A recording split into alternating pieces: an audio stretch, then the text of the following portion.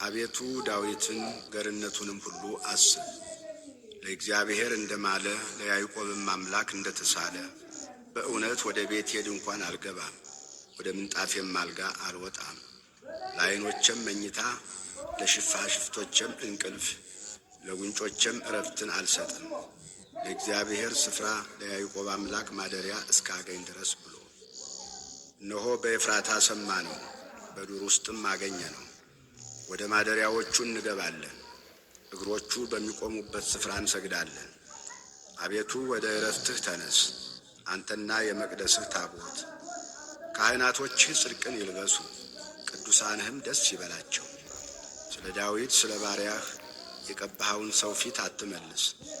እግዚአብሔር ለዳዊት በእውነት ማለ አይጸጸትም፣ እንዲህ ብሎ ከወድህ ፍሬ በዙፋንህ ላይ አስቀምጣለሁ። ልጆችህ ኪዳኔን ይህንም የማስተምራቸውን ምስክሬን ቢጠብቁ ልጆቻቸው ደግሞ በዙፋንህ ላይ ለዘላለም ይቀመጣሉ። እግዚአብሔር ጽዮንን መርጧታልና ማደሪያውም ተሆነው ዘንድ ወዷታልና እንዲህ ብሎ ይህች ለዘላለም ማረፊያዬ ናት፣ መርጫታለሁና በዚች አድራለሁ። አሮጊቶቿን እጅግ እባርካለሁ፣ ድሆቿንም እንጀራ አጠግባለሁ። ካህናቶቿንም ድህነትን አለብሳቸዋለሁ፣ ቅዱሳኖቿም እጅግ ደስ ይላቸዋል። በዚያ ለዳዊት ቀንድን አበቅላለሁ፣ ለቀባሁትም ሰው መብራትን አዘጋጃለሁ። ጠላቶችንም እፍረትን አለብሳቸዋለሁ፣ በእርሱ ግን ቅድስናዬ ያብባል።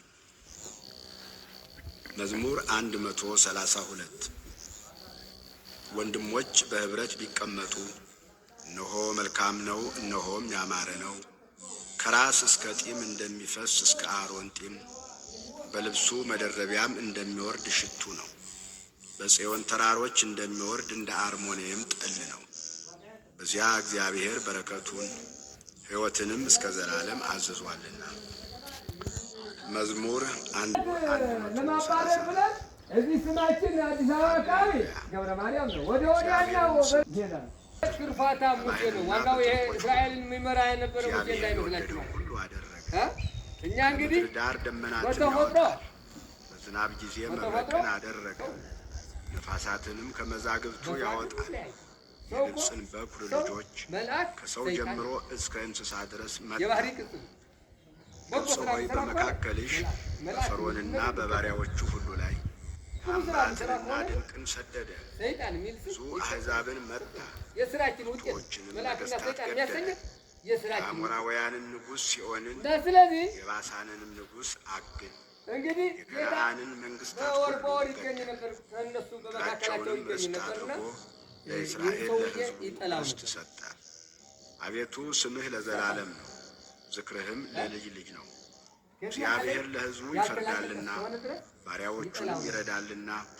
የአሕዛብ ጣዖታት የብርና የወርቅ የሰው እጅ ሥራ ናቸው። አፍ አላቸው አይናገሩም፣ ዓይን አላቸው አያዩም፣ ጆሮ አላቸው አይሰሙም፣ እስትንፋስም ባፋቸው የለም። የሚሠሩአቸው ሁሉ የሚታመኑባቸውም ሁሉ እንደነሱ ነው። የእስራኤል ቤት ሆይ እግዚአብሔርን ባርኩ፣ የአሮን ቤት ሆይ እግዚአብሔርን ባርኩት፣ የሌዊ ቤት ሆይ እግዚአብሔርን ባርኩት። እግዚአብሔርን የምትፈሩት ሆይ እግዚአብሔርን ባርኩት። ኢየሩሳሌም የሚያድር እግዚአብሔር ከጽዮን የተባረከ ነው። በዛ ጊዜ ውሃ ራቅ ያለ ነው። እንግዲህ አንድ ልጅን ጠርቶና መዝሙር 135 እሺ ብሎ ታዝዞ ሲሄድ እግዚአብሔርን አመስግኑ፣ ቸር ነውና ምሕረቱ ለዘላለም ነውና። የአማልክትን አምላክ አመስግኑ፣ ምሕረቱ ለዘላለም ነውና። የጌቶችን ጌታ አመስግኑ፣ ምሕረቱ ለዘላለም ነውና። እርሱ ብቻውን ታላላቅ ተአምራትን ያደረገ፣ ምሕረቱ ለዘላለም ነውና። ሰማያትን በብልሃት የሠራ እንደገና እፍ ቢላቸው በውሃ ላይ ሁሉን የሚቻለው አምላክ ቅዱስ ጴጥሮስን ደብረ ታቦርን አወጣውና ሁሉ ሕዝብ ውስጥ እዚሁ በከመ አርአዮ ለጴጥሮስ ይላል። ዓለምን በመሃል እጅ እንዲህ አድርጎ ሲያሳየው ጴጥሮስ የት ላይ ነው ያለህ? ለጨረቃና ለከዋክብት ሌሊትን ያስገዛቸው እኛች ዓለም ጠቦን እንዲህ የምንጋጋው ከበኩራቸው ጋር ግብፅን አምላክ መታ። ከዓለም በላይ የሆነ አካል ይዞ እስራኤልንም ከመካከላቸው ያወጣ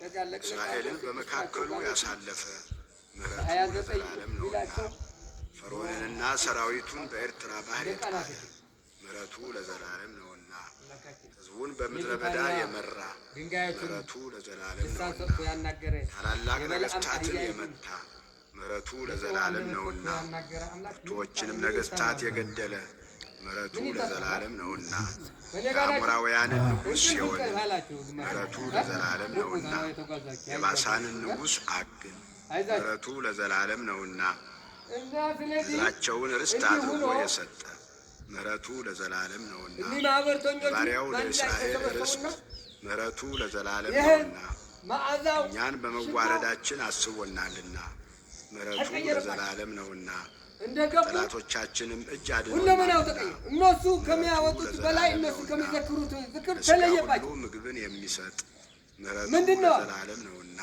እጹብ ድንቅ ነው ያሉ አምላክ አመስግኑ ምሕረቱ ለዘላለም ነውና ጠቅላላ ንስሐ የሚያገባው መዝሙር 136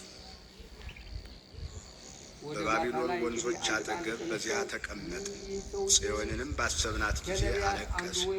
በአኻያ ዛፎች ላይ መሰንቆቻችንን ሰቀል። የማረኩን በዚያ የዝማሬን ቃል ፈለጉ፣ የወሰዱንም የጽዮንን ዝማሬ ዘምሩልን አሉ። የእግዚአብሔርን ዝማሬ በባዕድ ምድር እንዴት እንዘምራለን?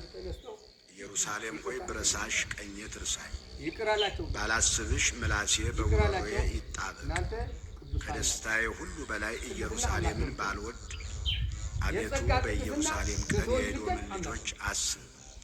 እስከ መሠረቷ ድረስ አፍርሱ አፍርሱ ያሏትን አንቺ ወራዳ የባቢሎን ልጅ ሆይ ዮናስዮስ ዩኒቨርሲቲ የነበረ እዚህ ሮማ ውስጥ ሕፃናቶችሽን ይዞ በዓለት ላይ የሚፈጠፍጣቸው የተመሰገነ ዋዲ ረከብና ሆሙ ለምእመናን ሰባህያን በልባ መለኮት ከመዝሙሩ ለስላሴ 37 የስላሴ አርአያ በፍጹም ልቤ አመሰግንሃለሁ። አርአያ ማለት የአፌን ነገር ሰምተኛልና በመላእክት ፊት እዘምርልሃለሁ።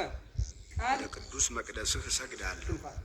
ስለ ምሕረትህና ስለ እውነትህ ስምህን አመሰግናለሁ። በሁሉ ላይ ቅዱስ ስምህን ከፍ አድርገሃልና በጠራሁህ ቀን በፍጥነት አድምጠኝ። ነፍሴን በኃይልህ በብዙ አጸናሃት። አቤቱ የምድር ነገሥታት ሁሉ ያመሰግኑሃል፣ የአፍህን ቃል ሁሉ ሰምተዋልና በእግዚአብሔር መንገድ ይዘምራሉ። እግዚአብሔር ክብር ታላቅ ነውና እግዚአብሔር ከፍ ያለ ነውና ወደ ችግረኞችም ይመለከታልና ትዕቢተኞችንም ከሩቅ ያውቃል። በመከራ መካከል እንኳ ብሄድ አንተ ሕያው ታደርገኛለህ። በጠላቶቼ ቁጣ ላይ እጆቼን ትዘረጋለህ፣ ቀኝህም ታድነኛለች። እግዚአብሔር ብድራትን ይመልስልኛል። አቤቱ ምሕረትህ ለዘላለም ነው። አቤቱ የእጅህን ሥራ ቸል አትበል። መዝሙር 138 አቤቱ መረመርኸኝ አወቅኸኝም። አንተ መቀመጤንና መነሳቴን እንዲያስመስል ብዬ ሰው ነው ብዬ እንዲያስመስል ብዬ ለእናንተ ሰጣቸው። ለሱ ሁለት ነበረ የምሰጠው። ወልቶም አይጠግም ጠጥቶም አይጠግም ማይረካው የአመፃ ቃል በአንደበቴ ይባላል። አቤቱ አንተ እነሆ የቀድሞውንና የኋላውን አወቅ። አንተ ፈጠርኸኝ፣ እጅህንም በላዬ አደረግ። እውቀትህ ከእኔ ይልቅ ተደነቀች፣ በረታች። ወደ እርሷም ለመድረስ አንዲትን አመጣና እሱን ለማዋረድ ብሎ አንዲት ትልቅ የሆነች ሸራፋ ጽዋውን አመጣና ወደ ሰማይ በወጣ አድርጎ በዚህ ነበር የምሰጠዋለ። ወደ ሲኦልም በወርድ በዚያ አለ። እንደ ንስር የንጋትን ክንፍ በወስድ እስከ ባሕር መጨረሻም ብበር በዚያ እጅህ ትመራኛለች፣ ቀኝህም ትይዘኛለች። እሱ ላይ ኋላ አልጨረስንም እኮ ትምህርቱ ስንጨርስ ነው። ዙሪያዬ ብርሃን ትሆናለች። ያው እንግዲህ በዚህች ጽዋ ነበር የሚሰጠው ብሎ እሱን ለማዋረድ ሌሊትም እንደ ቀን ታበራለች። ይህችን ጽዋይቱን አቀረበ። እንደ ጨለማዋ አቀረበና ትመስክርብኛለህ ጌታ አንተ ኩላሊቴን ዓለማትን የፈጠረ አምላክ በተቀደሱ እጆቹ አልያዘኝም፣ እኔ የያዝኩትም ጽዋ ከንፈሮቹ አልቀመሱም ብላ መሰከረች። ነፍሴም እጅግ መሰከረች። ከዚህ በላይ ምን ይጠበቃል? ከፍርድ በኋላ ምንድን ነው? ወደ ተፈረደበት መሄድ ነው። አጥንቶቼ ከአንተ አልተሰወሩም። ምድር ተከፍታ እንደ ዳታንና እንደ አብርሃም ዋጠችው አሰጠመችው ይላል። እንግዲህ ታሪኩ አንድስ እንኳን ይህ ሳይኖር ደግሞ በመጽሐፍ ለእነዚህ ቅዱሳኖች ደግሞ ቃል ኪዳን ሲሰጣቸው በስማችሁ የተማጸነ ቤተ ክርስቲያናችሁ የሰራ ያሰራ መጥቶ የደከመ የተሳለመ እስከ 14 ትውልድ የደም ሰዎች ሆይ ከኔ ፈቀቅ በክፋት ሰጣቸው።